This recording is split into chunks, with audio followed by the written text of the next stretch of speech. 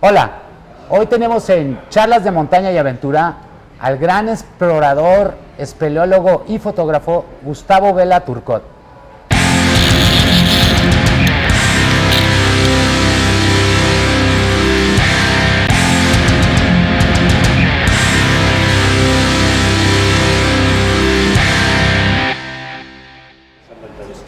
Gracias por estar aquí, Gustavo. Hola, buenos días, Carlos. Buen día. Gracias por la invitación. No, es un gusto tenerte a ti. Queremos Gracias. que nos platiques pues bueno, desde cómo llegaste a ser un gran espeleólogo y explorador. Y bueno, que además la fotografía, ¿no? Que has añadido a esto y le da un toque súper profesional además. Y de documentación. Antes de empezar a ser un explorador, ¿qué hacías, Gus?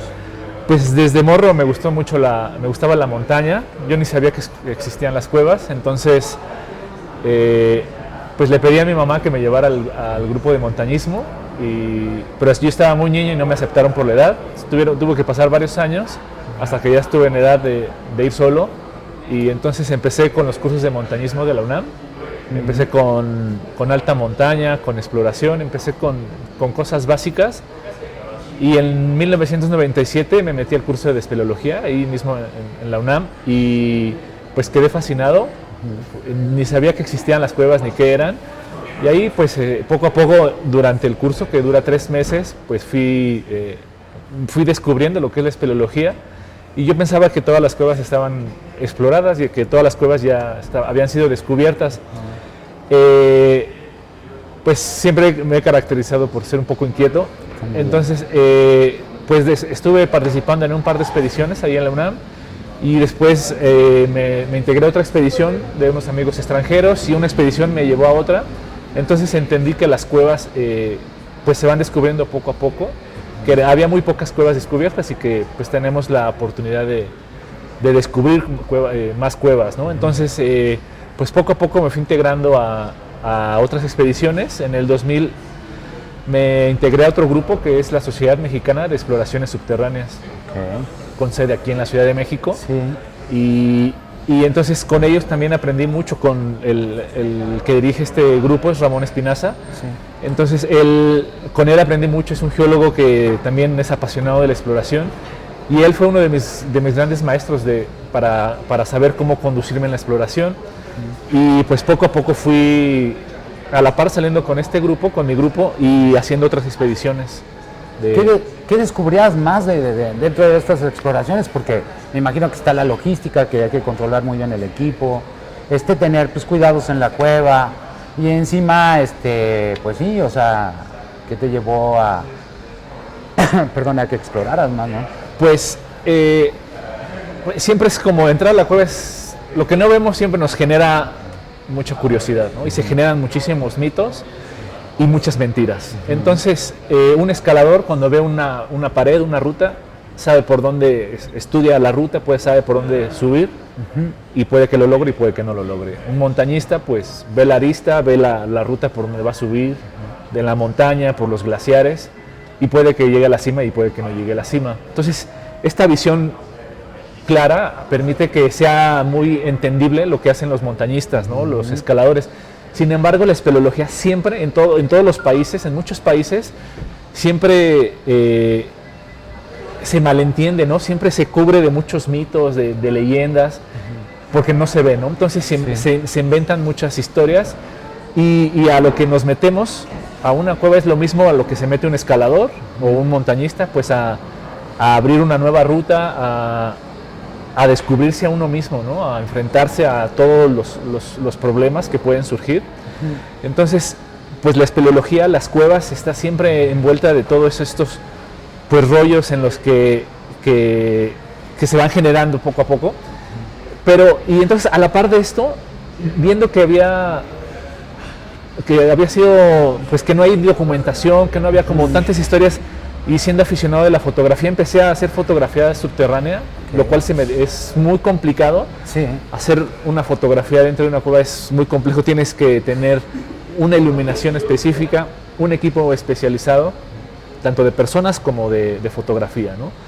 Entonces, a través de los años, esta sed de tratar de explicar lo que es la espeleología y por qué vamos a las cuevas, Sí. de ahí desarrollé mi pasión por hacer la fotografía subterránea. Y esto, pues eso es a lo que vamos, ¿no? A explorar horizontes nuevos. Somos exploradores, así como en 1900 los grandes exploradores ingleses que fueron los primeros que estaban queriendo llegar al Polo Norte y querían, que estaban haciendo competencias. Bueno, pues era descubrir una geografía, pues ser los primeros en llegar a esa latitud. Pues así usted es un escalador, pues quiere ser el primero en abrir una ruta de roca, y un espeleólogo pues quiere ser el primero en entrar a una cueva y ver qué hay. Sí. Y lo que te decía, el montañista o el escalador tiene claro por dónde va y el espeleólogo siempre es una incógnita, siempre es una incógnita lo que vamos a hacer. Puede que bajemos 100 metros o 10 metros o 1000 metros, ¿no? Entonces esa emoción de descubrir algo nuevo es lo que nos motiva a muchos, ¿no? Descubrir algo nuevo, ir más profundo y a lo mejor podemos llegar a 100 metros o a 1000 metros, ¿no? Siempre es... Gustavo, ¿cuánto tiempo te llevó formarte para poder y ahora sí llevar a la exploración? O sea, ya como trazar tus primeros sótanos, ¿no? Pues yo todavía me sigo formando, ¿no? Aún sigo aprendiendo de otros amigos, claro. Siempre hay que seguir aprendiendo, uno no se queda en un nivel, siempre hay que pues tener la humildad de saber... ¿Pero cuántos años te llevó más o menos el primero? Y bueno, empecé en el 97 y en el 2007 tuve un proyecto con otros dos amigos, con Alan Warrill y Frank Patolini. Desarrollamos un proyecto de exploración en la Sierra Negra, en el sur del estado de Puebla. Y ahí empezamos a explorar nuevas cavidades, ahí tuvimos mucha suerte. Es una zona que habían estado unos amigos de Bélgica, pues ya se habían ido. Entonces empezamos a desarrollar este proyecto de espeleología, nos fue muy bien, encontramos una cueva de 600 metros. Bueno. En el 2008 encontramos una cueva que llegó a 500 metros de profundidad, que le llamamos el Santito. Santito. Y ahí paramos, y en el 2009 continuamos la exploración de esta cueva, y en marzo me parece, Franco y yo, rodeado de un equipo de mexicanos y de extranjeros, fue una expedición mexicana internacional, pues descubrimos y fuimos a 1000 metros de profundidad, un grupo mexicano, ¿no? Entonces eso fue como un gran aliciente, un gran reto de poder llegar a 1000 metros de profundidad, liderados por mexicanos, ¿no? Claro. Y entonces esto es como, platicaba una vez con Ramón, dije, bueno, pues ya descubrí un -1000, ya me puedo retirar, ¿no? Y él me dijo, no, pues ahora tienes que descubrir un -2000, ¿no? Ok, o sea, el reto todavía es mayor, ¿no? Y aún así, pues eso te ha de haber llevado también a un -2000, ¿no? Ajá, bueno, curiosamente antes del 2007, sí. Entre el 2000 y el 2006, estaba muy activo, muy inquieto, ¿no? Entonces iba a una expedición, a otra expedición, y un amigo de España me invitaba a España, y otro, entonces, como este círculo de exploradores en una expedición, conoce a otros exploradores en otra expedición, y entonces es como una bola de nieve que si estás en el círculo correcto, te puedes montar en este círculo de exploraciones. Y entonces mi amigo de Australia, Alan Warrill, había estado en la cueva más profunda del mundo, que era Crubera Boronia en ese entonces, y le pedí que buscara el camino, ¿no? De invitarme. Claro. Y entonces en el 2006 tuve la oportunidad de ir a Rusia. Wow. Bueno, al lado de Rusia hay una república que se llama Abjasia, entre Rusia y Georgia. Sí. Y entonces aquí hay un macizo kárstico, unas montañas muy impresionantes de roca caliza, donde se desarrollan las cuevas. Sí. Y ahí los rusos habían estado explorando durante 10 años esta cueva, y en el 2004 llegaron a 2000 metros de profundidad, los rusos y los ucranianos. Wow, y entonces, pues cuando yo escuché esta noticia, dije, puta, yo quiero ir, ¿no? Claro. Entonces, pues en el 2006 pude ir. Pues tuve que pedir prestado, tuve que trabajar mucho, o sea que tú sabes que en este deporte pues a veces no hay patrocinios. Es correcto. En ese momento yo nunca había tenido un patrocinio y pues tuve que pedirle a mi cuñada, a mi papá, y trabajar y empeñar lo que fuera para poder ir a esta expedición que pues, como puedes imaginar, es muy caro, ¿no? Viajar al otro lado del mundo. No, sí, alimentar el espíritu de la exploración, que es tan grande que la verdad mueves montañas, y es impresionante que no haya esos apoyos, ¿verdad? Para cuando estás explorando y pues por consecuencia poniendo el nombre de México, ¿no? Sí. Porque todas estas logísticas son muy caras. Además también pues eso es falta de apoyos, pero tú vas y lo haces, ¿no? Que que eso es Lo impresionante, es una actitud, porque también estás hablando de actitudes positivas, estás hablando también de integrarte a equipos de trabajo internacionales, nacionales, internacionales, lo que te habla de una tolerancia muy grande y de valores, ¿no?, muy asimilados como la humildad, y que te van llevando a esos lugares y a conocer a esas gentes y personas que pues incrementan tu conocimiento. Claro. Ahora, también, por ejemplo, ¿qué tipo de alimentación llevan allá abajo? Pues llevamos alimentación básica, llevamos una pequeña estufa Sí. de gas o de gasolina y cocinamos pasta o arroz, Ok. papas, Sí. y llevamos frutos secos, barras y nada más. O sea, es una alimentación básica, digamos que solo es para sobrevivir, donde pues procuramos comer mejores en el campamento base, ¿no? O sea, entonces entran y salen de la cueva. Entonces, a la inversa, por ejemplo, Sí. como en el Everest o en las montañas altas, Sí. van a campamento 1 y regresan para aclimatar, después suben a campamento 2 y regresan. Sí. Pues en la espeleología, cuando las cuevas son muy profundas, pues montamos un campamento, Claro. abajo llevamos suministros como alimentos, bolsas de dormir, y a partir de ahí pues ya dormimos, montamos un campamento base, Sí. con lo mínimo solo para sobrevivir, Sí. para hacer como 2 o 3 días de exploración, ya salimos a la superficie, regresamos a la superficie, y entonces esto es lo que hacemos en la logística de la exploración. Obviamente no dejan nada de basura, cuidan los entornos a tope. De hecho, qué bueno que lo mencionas, hay como una frase entre espeleólogos, ¿no? Sí. Que de una cueva no sacas nada más que fotografías, Wow. no matas nada más que el tiempo, ¿no? Ok. Entonces, con esta filosofía Claro. y no dejas nada más que tus huellas. Entonces, con esta filosofía no dejamos pues nada en las cuevas, no somos muy respetuosos de la Del cueva. entorno. Sin embargo, hace 20 años que yo entraba a las cuevas, las encontrábamos limpias, sin basura. Sí. Pues a la fecha vamos a cuevas donde están cerca la localidad, y entonces ya encontramos basura, botes de cloro, ropa, juguetes, pilas.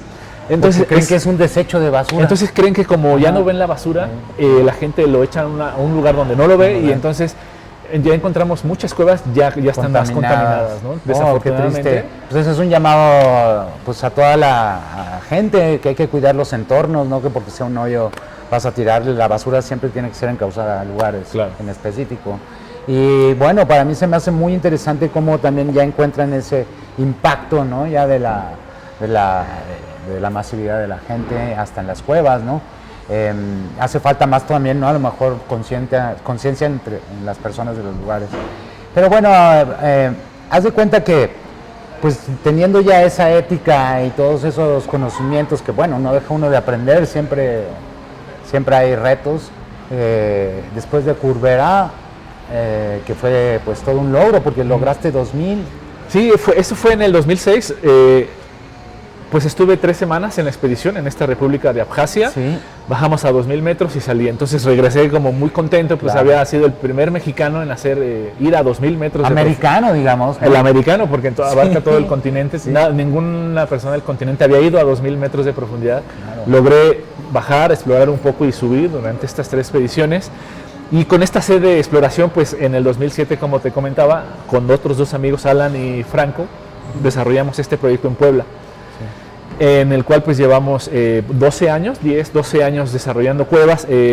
Lo más fructífero, lo más jugoso fue la cueva Santito de 1 kilómetro de hondura, Wow. pero a la par pues hemos encontrado cuevas de 600, de 500 metros. No, está muy Es un difícil. macizo kárstico, una montaña de roca caliza muy grande, entonces, y con mucha vegetación. Entonces nos ha costado mucho, cada cueva que encontramos nos cuesta mucho porque está llena de espinas, de magueyes. Oh. Son lugares muy, muy inaccesibles, muy alejados. Sí. Entonces nos cuesta días llegar a esas cuevas. A esas cuevas. Entonces nos está representando un gran reto, sobre todo en la logística de cómo encontrar las cuevas, ¿no? Los accesos, ¿no? Ajá, vuelvo a poner el ejemplo de Sí. cuando tú ves una pared, estudias la Sí. ruta y subes.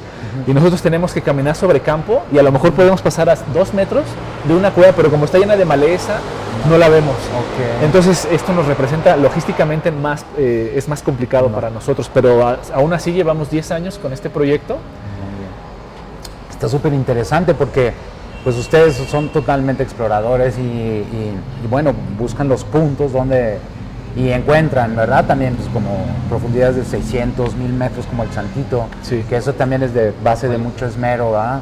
y bueno, y mucha tenacidad, porque pues hay que estar ahí constantes Sí. y buscando recursos para hacerlo, porque también parece que no, pero una salidita Claro, aquí también a explorar ya también Representa un gasto. Representa un gasto y requiere recursos también, ¿no? Sí. Yo creo que todas las actividades requieren un apoyo para poder profundizar todavía más, ¿no? Y no preocuparte en cómo vas a comer, ¿no? Y demás, pero aún así, creo que también, pues bueno, tu gran corazón hacia la espeleología que te ha llevado a descubrir lugares impresionantes en el México, principalmente, y luego en el extranjero, pues pues no paran en proyectos. ¿Ahorita tienes alguno más? ¿O? Bueno, pues he estado explorando en varios países, he tenido la fortuna y la inquietud siempre de ir a otros países. He estado, no sé, en Cuba, en China. Y hace 3 años estuve en Irán, estuve en la cueva más profunda de Irán. Era un grupo de 30 iraníes, 3 de Líbano y un mexicano, ¿no? Ah, interesante. Muy, muy interesante. Estuve un mes allá en Irán. Pues no todos los iraníes hablan inglés, solo muy poco, ¿no? Entonces hice equipo de, pues, algunos jóvenes que hablaban el inglés.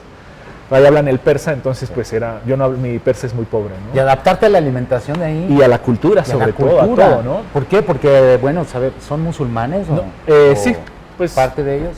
Parte de ellos hay como varias religiones, Sí. entonces el reto fue la comunicación, ellos hablan persa, como te decía. Sí.